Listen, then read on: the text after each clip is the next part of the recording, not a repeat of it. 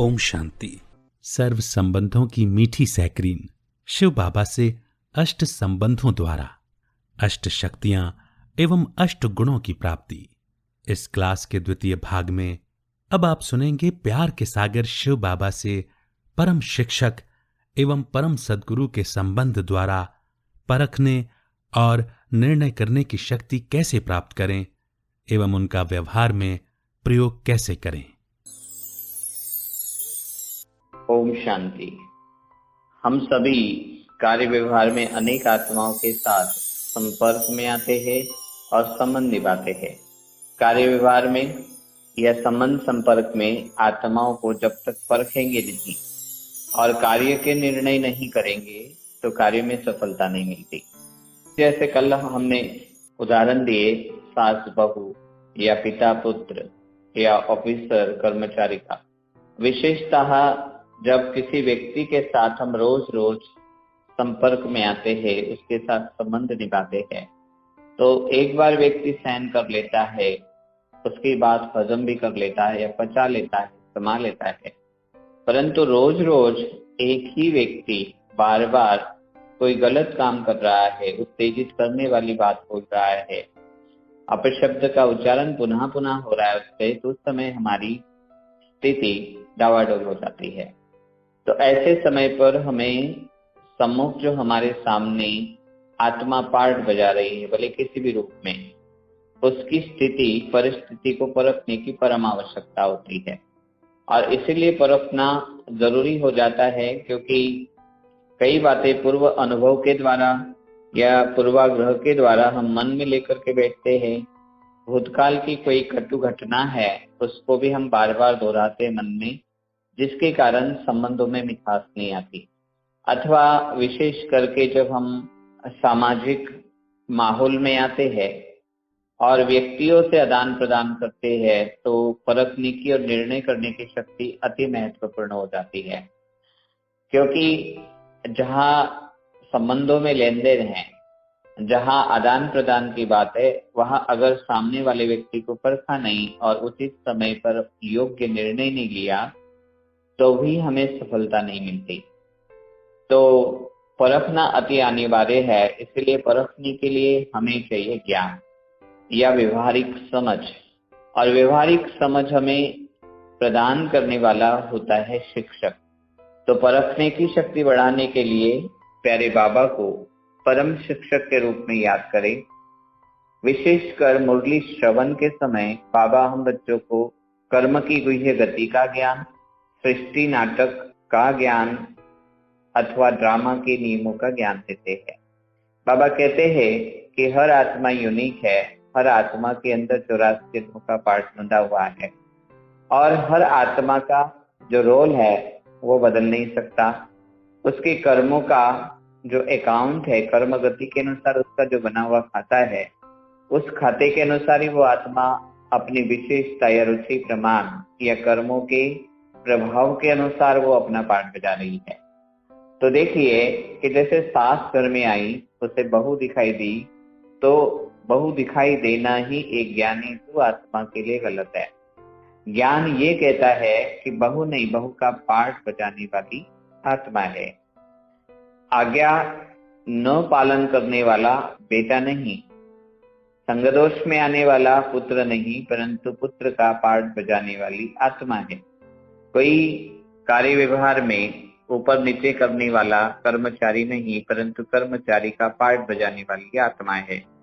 तो बाबा ने जो हमें ज्ञान दिया, और रोज बाबा मुरली में इस ज्ञान को भिन्न भिन्न तरीके से हमारे सामने रखते हैं, ताकि हम उस बात को या पॉइंट को अपने अंदर पक्का करें। तो अगर हमने किसी व्यक्ति को देखा, परंतु परमात्मा के ज्ञान के आधार से उसका दर्शन किया, दिग्दर्शन किया, तो उसकी कला गुणों के साथ साथ उसकी खूबियां और खामियां भी नजर आएगी और उसके साथ व्यवहारिक कार्य करना आसान होगा।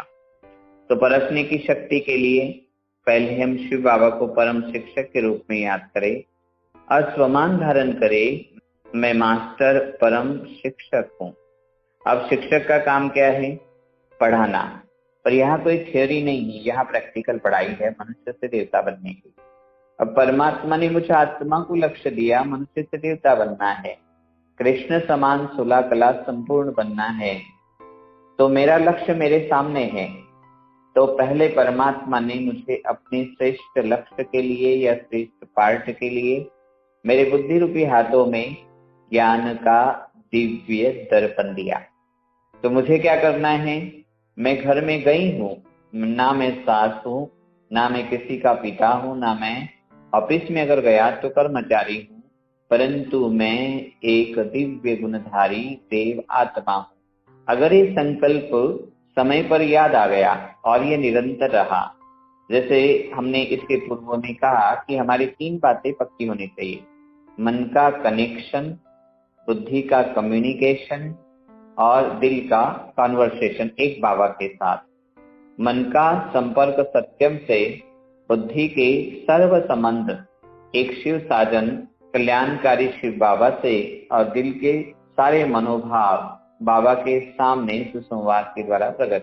तो क्या होगा, मन में ज्ञान सदा है, ज्ञान हमें हर प्रकार का बाबा की मुरली से मिलता है, पर ज्ञान उचित समय पर याद आया तो कहा जाएगा कि मैं ज्ञान स्वरूप आत्मा हूँ।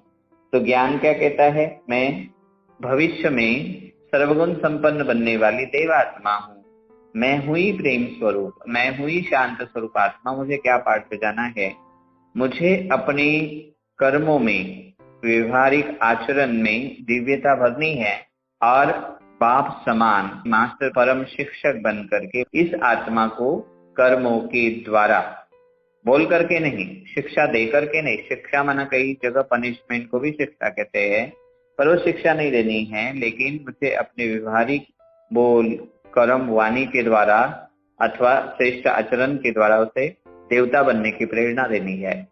मैंने उसको परखा, मैंने स्वयं को परखा पहले दिव्य दर्पण में, और सामने जो भी आत्मा भिन्न भिन्न पार्ट बजा रही है उसको दूरदर्शिता की दिव्य दूरबीन से देखना है, दूर से देखना है।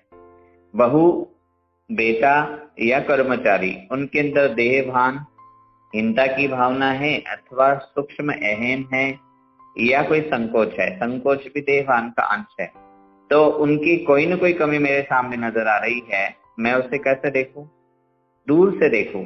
अगर विकार की प्रविष्टि उस आत्मा के आचरण में है, अगर मैं नजदीक जाऊंगी तो क्या होगा, वो विकार मुझ आत्मा पर भी अपना प्रभाव डालेगा। तो अब मुझे क्या करना है, मैंने अपने आप को परख लिया। अब ज्ञान कहता है 2 प्रकार की आत्माएं हैं, एक है सतयुग से कलयुग के लास्ट तक हीरो पार्ट बजाने वाली सूर्यवंशी अथवा चंद्रवंशी घराने की दैवी कुल में आने वाली होनहार देवी देवताओं की आत्माएं, और दूसरी कौन सी आत्माएं हैं, द्वापर के बाद आएगी। तो अगर मैं रोज उस आत्मा को ज्ञान दे रही हूँ या उसके प्रति शुभ भावना रख रही हूँ, परंतु अगर उस आत्मा का पाठ आदिकाल सतयुग से शुरू नहीं होगा तो शायद वो बदलेगी नहीं। अब हम यहाँ रामायण की ओर आते हैं। माँ कौन सी अच्छी कही थी, रामायण में कौशल्या है, और बहू कौन सी अच्छी है, सीता है। तो जैसे पूरे रामायण में सीता और कौशल्या आदि से अंत तक है लगभग, परंतु सुपर्णखा कब आती है, बीच में थोड़ा पार्ट बजाती है, पर उसके रोल में कभी अंतर या बदलाव नहीं आता है। अगर मैं किसी आत्मा के अवगुण के कारण, उसके विकारों की परवशता के कारण परेशान हूँ, मैं स्वयं जिम्मेदार हूँ कि मैं इतने समय तक इसके संपर्क में रही, संबंध में आई, परंतु ये नहीं परख पाई कि ये आत्मा सतयुगी है अथवा कलयुगी है। यानी बाबा ने हमें संपूर्ण ज्ञान सार रूप में बता दिया कि बच्चे हर आत्मा में क्या भरा हुआ है, अविनाशी नूंदा हुआ पार्ट। कौन सा पार्ट मुंदा हुआ है, ज्यादा से ज्यादा 84 जन्मों का पार्ट है, कम से कम एक जन्म, पर बाबा कहते 84 जन्मों का पार्ट है। जो 84 जन्मों का पार्ट वाली आत्मा है तो वो परिवर्तन होगी, पर वो भी कितना होगी, नंबरवार पुरुषार्थ अनुसार। अगर राज्य पद प्राप्त करने वाली आत्मा है तो उसको आपको ज्ञान देने की जरूरत नहीं है, परम शिक्षक हर आत्मा पर मेहनत कर रहे हैं, और उसके समय प्रमाण, उसके कल्प पूर्व के संपूर्ण स्वरूप प्रमाण वो आत्मा अपने श्रेष्ठ लक्ष्य या अपने श्रेष्ठ पुरुषार्थ गति के द्वारा उस पद तक पहुंचेगी। हमारा काम क्या है? केवल अगर उच्च पद वाली ब्राह्मण आत्मा है तो उसे शुभ भावनाओं का सहयोग दे सकते हैं, शुभ वचनों का सहयोग दे सकते हैं, पर हम किसी को ना सुधार सकते हैं ना किसी को बिगाड़ सकते हैं, क्योंकि ये किसके हाथ में है? सुधारना व बिगाड़ना। एक तो परमात्मा के हाथ में सुधारना है और बिगड़ना आत्मा के खुद के कर्मों के द्वारा होता है। तो इसलिए अगर ब्राह्मण आत्मा अगर कुछ गलत काम कर रही है, बदल नहीं रही, तो हो सकता है उसका इतना ऊंचा पार्ट नहीं है, पद से आए दास दासी तक सीमित हो सकता है। पर हम मनसा में ये भाव भी नहीं लाए कि ये आत्मा दास दासी की है, क्योंकि रिजल्ट डिक्लेयर नहीं हुई है। हो सकता है आज जिस कर्म के द्वारा वो मुझे दुख दे रही है, मेरा कोई हिसाब किताब है, अथवा ये आत्मा मेरी सहनशीलता की, मेरी शांति की, मेरी धैर्यता की परीक्षा लेने के लिए ड्रामा ने इस आत्मा को निमित्त बनाया है। तो यह है ज्ञान के द्वारा परखना स्वयं को और दूसरे को। अगर मान लीजिए कि कार्य व्यवहार में जो आत्मा प्रभु प्रीत के रंग में रंगी नहीं है, उसे ज्ञान का स्वाद, योग का स्वाद अच्छा नहीं लग रहा है और आप पुनः पुनः उस आत्मा के प्रति शुभ भावनाएं रखते जा रहे हैं, परंतु हो सकता है कि उस आत्मा के भाग्य में ही सतत्वेता के स्वर्गीय सुखों का पार्ट नहीं है। पार्ट कहेंगे, उसका पार्ट क्या है? द्वापर के बाद आरंभ होने वाला है। अब मैंने क्या किया? पहले मैं आत्मा जगत माता बन करके उस आत्मा को पुत्र या रचना के रूप में देख रही हूँ, तो सहन शक्ति इमर्ज हो जाती है। जैसे ही मैं मास्टर जगत माता हूँ, ये स्विच ऑन करती हूँ स्मृति का, तो सहन शक्ति का प्रभाव परमात्मा से मुझे आत्मा की ओर आता है। जैसे मैं स्विच बदल देती हूँ आत्मा कि मैं मास्टर जगत पिता हूँ, तो ये अभ्यास एक दिन में नहीं होगा, एक सेकंड में नहीं होगा, बहुत काल का अभ्यास मुझे पितृत्व भाव हृदय में विकसित करता जाएगा।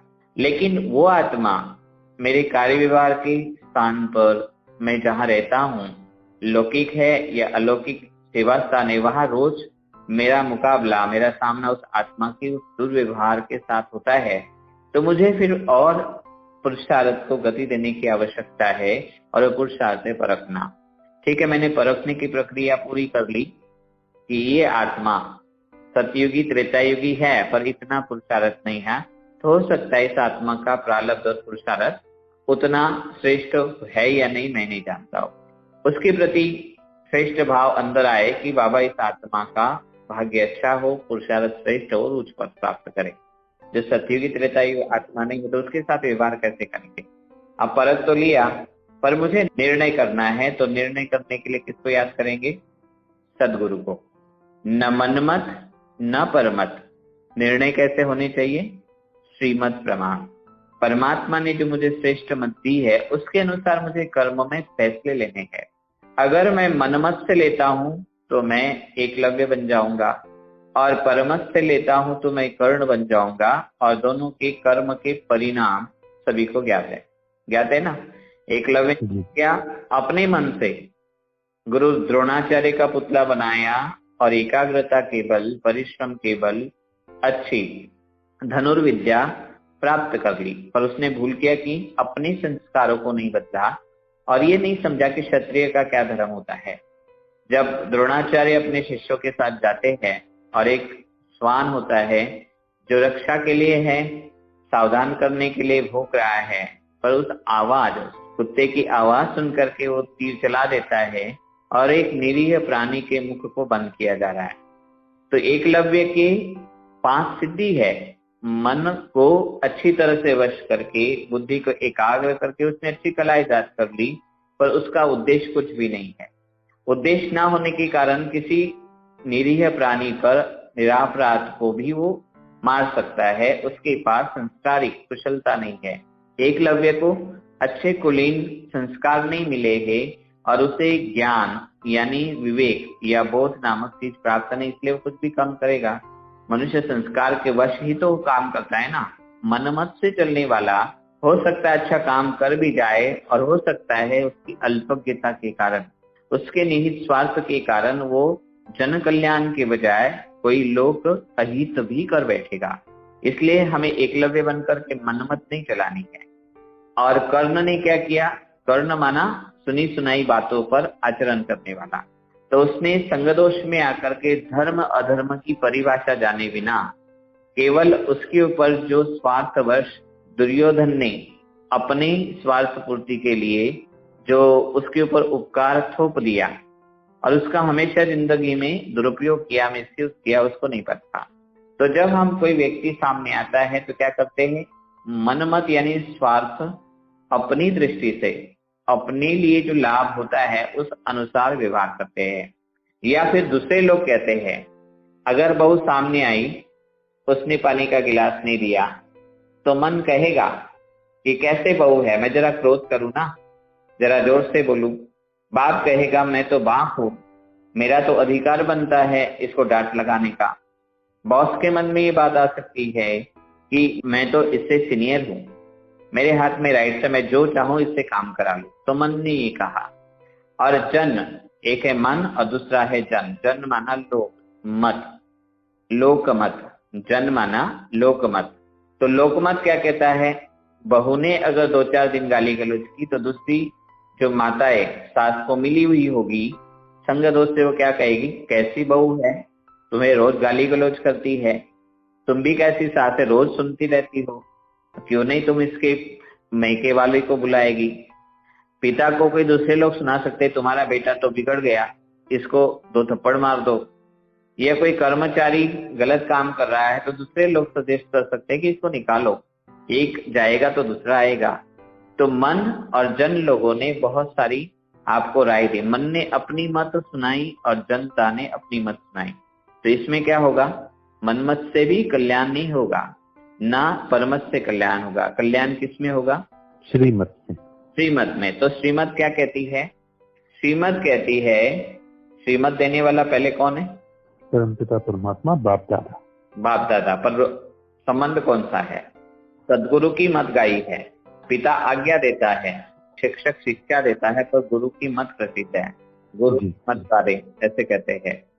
तो गुरु की मत क्या है? श्रेष्ठ मत कि आत्मा क्रोध के अधीन है। परख लिया, पर इसको क्या करो? गुरु ने हमें क्या दिया? सदगुरु ने, परम सदगुरु ने हमको क्या दिया? वरदान दिया। मुक्त भव या जीवन मुक्त भव। जीवन मुक्त भव में सब आ गया। पुत्रवान भव माना अगर जिसको पुत्र नहीं होगा तो निपुत्र है ना, निसंतान है, उसको निसंतति से मुक्ति मिल गई। धनवान भव माना निर्धनता से मुक्ति। स्वस्थ भव माना बीमारी से मुक्ति। तो सतयुग में सब नकारात्मक जो पक्ष है दुख के कारण, उनसे मुक्त हो गई ना आत्मा। तो परमात्मा ने हमें सदगुरु के रूप में कौन सा वरदान दिया? जीवन मुक्त भव। तो मुझे बाबा को सदगुरु के रूप में याद करना है, उसकी श्रीमत को हर पल याद रखना है, और जिस कर्म के लिए उसने श्रेष्ठ मत, मध्यम या कनिष्ठ मत नहीं सुनाई, उसने श्रेष्ठ ते श्रेष्ठ, परमात्मा ने श्रेष्ठ ते श्रेष्ठ मत हमें सुनाई कि क्या अच्छे से अच्छा हो सकता है। तो परमात्मा ने सदगुरु बनकर के क्या दिया? हमें श्रेष्ठ मत दी कि देखो विकारों के अधीन होना अच्छी बात नहीं, पर गुणों का वंश बढ़ाना अच्छा है, अवगुणों का अंश खत्म करना उत्तम है। हमें क्या बनना है? मर्यादा पुरुषोत्तम बनना है, हीरे तुल्य बनना है, देवता बनना है। तो देवता बनने के लिए परमात्मा ने क्या दिया? टीचर बन के लक्ष्य दिया, पर गुरु बनकर के श्रीमत दी कि तुम इस श्रीमत के पटरी पर चलो तो तुम्हारा अकल्याण हो ही नहीं सकता। गुरु ने मुझे कहा कि क्या करो? क्रोध मुक्त भव, अभिमान मुक्त भव, ईर्षा मुक्त भव। तो मुझे मुक्ति का वरदान मिल गया, जीवन मुक्ति का वरदान मिल गया। अब सामने वाली आत्मा अगर ज्ञान में चलने वाली, बाबा की श्रीमत पर चलने वाली तीव्र पुरुषार्थ या ढीला ढाला पुरुषार्थ की आत्मा है, तो मुझे मास्टर सदगुरु का स्वमान धारण करना है। और जैसे बाबा ने मुझे क्या कहा? जीवन मुक्त भव, तो उसे भी क्या देना है? जीवन मुक्ति का वरदान देना है। जो आत्मा ज्ञान समझ नहीं रही है, परमात्मा की बातों को समझने की चेष्टा या पुरुषार्थ नहीं कर रही है, और उसके व्यवहार में परिवर्तन नहीं आ रहा, क्योंकि परिवर्तन तो आएगा जिसका पहले कल्प पहले परिवर्तन हुआ होगा, उसके संस्कारों में वो परिवर्तन की फाइल उस आत्मा के अंदर जो 84 जन्मों का पार्ट भरा है उसमें परिवर्तन होने का पार्ट भी तो इमर्ज होगा ना। बिल्कुल। और जिसका नहीं हो रहा है तो क्या माना जाएगा, उसके संस्कार ऐसे। परखने की शक्ति में हमने क्या कहा, राम की भूमिका बजाने वाले एक कलाकार माननीय अरुण गोविल जी को प्रथम बार जब वो आते हैं तो उनको रिजेक्ट किया जाता है, बहुत लोगों को परखा जाता है और उसके बाद में उनको दोबारा बुलाया जाता है। उनकी एक्टिंग पर पैनी नजर रखते हुए, बड़ी कड़ाई से डायरेक्शन देते हुए रामानंद सागर उनसे बहुत अच्छी एक्टिंग करवा लेते हैं। ठीक है ना, रामायण हमने देखी सभी ने। लेकिन जी। अरविंद त्रिवेदी जिनका व्यवहारिक पक्ष बहुत सुंदर है, आज की डेट में भी वो बहुत अच्छे सज्जन माने जाते हैं, कलाकार की हम बातें कर रहे हैं, पर उनकी एक हंसी जो रावण के कैरेक्टर के लिए उचित मानी गई, उनकी चाल ढाल, उनके चेहरे के हाव भाव, जिसमें बहुत सारी मेहनत की आवश्यकता डायरेक्टर को महसूस नहीं हुई, उनको लिया गया। अब राम की जो भूमिकाएं है रामायण में हमने देखा, या जैसे महाभारत में श्री कृष्ण की भूमिकाएं देखी तो बहुत टफ है। उनको इतना इमोशनल वाली जो अवस्थाएं है वो फ्रिक्वेंटली चेंज करनी पड़ती है। सेकंड में हंसना है, सेकंड में गंभीर होना है, सेकंड में स्वीट स्माइल देनी है, कितना वो सटीक चेंज कर लेते हैं। तो मुझे क्या करना है, श्रेष्ठ पार्ट बजाना है। परमात्मा ने क्या कहा, तुमको देवता बनना है। अब देवता का पार्ट कोई सिंपल नहीं है ना, प्राप्तियां ऊंची है पर लक्ष्य इतना ऊंचा है तो लक्ष्य भी कितने श्रेष्ठ और कितने परफेक्ट वांटेड है। अपेक्षा क्या होगी देवता से, क्रोध करने की, ईर्ष्या करने की। तो मुझे अपने श्रेष्ठ कर्म पर इतना ध्यान देना होगा और उस श्रेष्ठ कर्म के लिए परमात्मा ने जो मुझे श्रीमत दी सदगुरु की, उसके ऊपर चलना होगा। तो मेरा कांटा बुद्धि का क्या होना चाहिए, एक बाबा की। और बाबा ने क्या कहा, श्री श्री शिव बाबा ने जो मुझे मत दी वो मुझे करनी है। परंतु सामने वाली आत्मा, जैसे रावण का पक्ष लेते हैं, रामायण की बात अगर आती है तो जिनके नकारात्मक कैरेक्टर है उनको बहुत ज्यादा मेहनत करने की आवश्यकता नहीं है। एक राक्षसी हंसी करने वाले को बहुत ज्यादा मेहनत की जरूरत नहीं होती है। तो जो पार्ट बजाने वाला आत्मा है अगर वो बदल नहीं रहा है तो मुझे क्या करना है, मुझे मेरे पार्ट को बदलना तो नहीं है ना, कमियों को निकालना है, पर श्रेष्ठ पार्ट में मुझे दृढ़ रहना है। परंतु क्या होगा, मान लीजिए अभी चलते आगे मैंने निर्णय कर लिया कि मुझे सदैव शांति का स्वधर्म अपनाना है, मुझे प्रेम से व्यवहार करना है, मुझे आनंद की स्थिति में रहना है, सामने वाला कैसा भी बिहेवियर करे। अगर राम अपना डायलॉग बोल रहा है और रावण आता है और उसे तू मैं करके जाता है, तो राम का पार्ट बजाने वाली जो आत्मा है, जिनके शरीर का नाम अरुण गोविल जी है, उनके जेहन में एक बात पक्की है कि मैं हीरो हूं, इस सीरियल का सारा मदार, दारो मदार मेरे ऊपर है। अगर मैंने पार्ट में परफेक्शन नहीं दी या नीचे ऊपर किया तो सारी सीरियल फीकी हो जाएगी। तो वो अपने पार्ट पर क्या करेंगे, ध्यान देंगे। परंतु रोज रोज उनको गाली गलौज सुननी है तो कई बार ऐसे हो भी सकता है ना कि क्या पार्ट मेरा है, क्योंकि ये व्यक्ति मुझे ऐसा बोल रहा है। परंतु उनके बुद्धि में क्या होगा, बुद्धि में डायरेक्टर की डायरेक्शन ही होगी।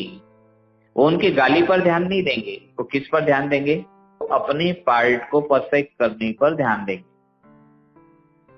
अब व्यक्ति रोज गाली गलौज कर रहा है पर एक्टर को याद है, मना स्मृति है, मना उसे पक्का है कि मैं पार्ट बजाने वाला एक हीरो पार्टधारी हूं। ये गाली मुझे नहीं दी जा रही है, ये डायलॉग है, इसको बोलना है, इसको क्रोध करके दिखाना है। पर मुझे क्या करके दिखाना है, स्माइल करनी है, मुझे बहुत ही गंभीर होकर के दिव्यता को धारण करके अपनी एक्ट निभानी है, ये पक्का होगा ना। परंतु अगर विस्मृति हो जाए, अगर कोई क्षणिक आवेश में आ जाए, राम का पार्ट बजाने वाला एक्टर या कृष्ण का पार्ट बजाने वाला एक्टर अपने पार्ट के ज्ञान को भूल जाए तो क्या होगा, गड़बड़ी हो जाएगी ना। तो पक्का क्या रखना है, मैं परमात्मा का फॉलोअर हूं, मुझे श्रीमत को फॉलो करना है। सामने वाली आत्मा परमात्मा की मत पर नहीं चलेगी, वो माया की मत के अधीन है, पर मुझे परफेक्ट बनना है। ओम शांति।